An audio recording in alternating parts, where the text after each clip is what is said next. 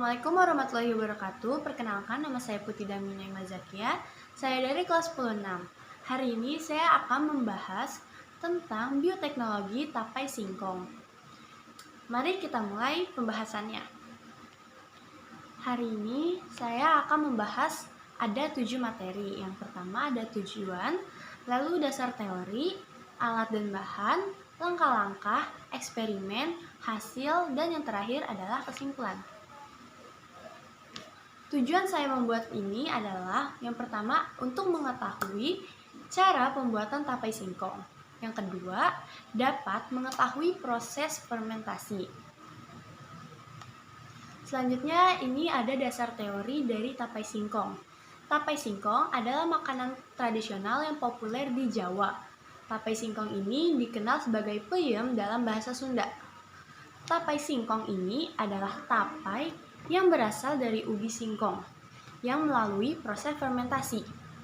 Pembuatan tapai ini melibatkan singkong sebagai substrat dan ragi tapai atau yang biasa disebut Saccharomyces cerevisiae yang dibalut pada singkong yang telah dikupas kulitnya.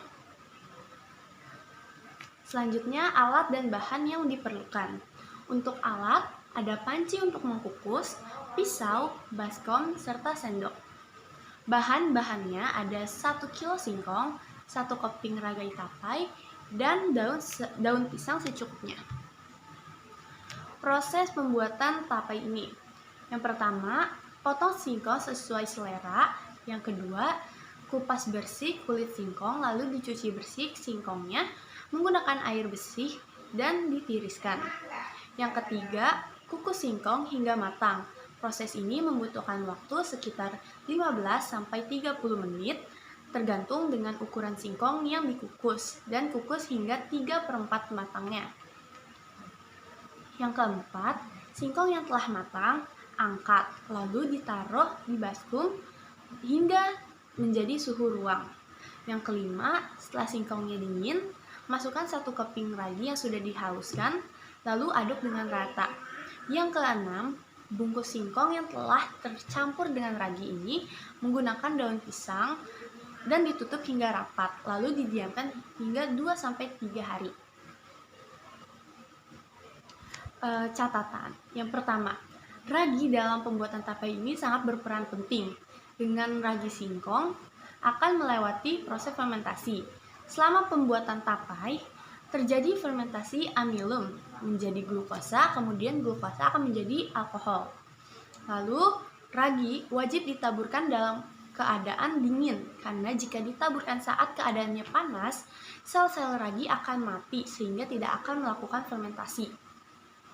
Terus catatan yang terakhir, dalam pembuatan tapai harus ditutup rapat hingga agar mikroorganisme yang berperan dalam proses fermentasi ini dapat bekerja dengan baik dalam memecah amilum menjadi glukosa dan alkohol.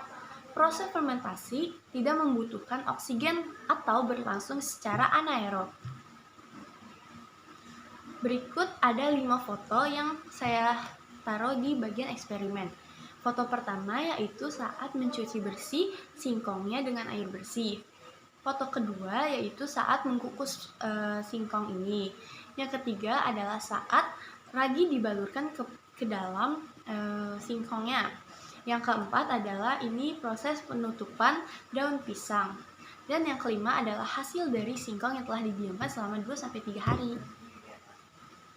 Hasil yang didapat adalah hasil dari tapai singkong yang telah difermentasikan akan menghasilkan tekstur yang lunak, rasa yang manis, tapi sedikit asam, serta menghasilkan aroma yang cukup tajam.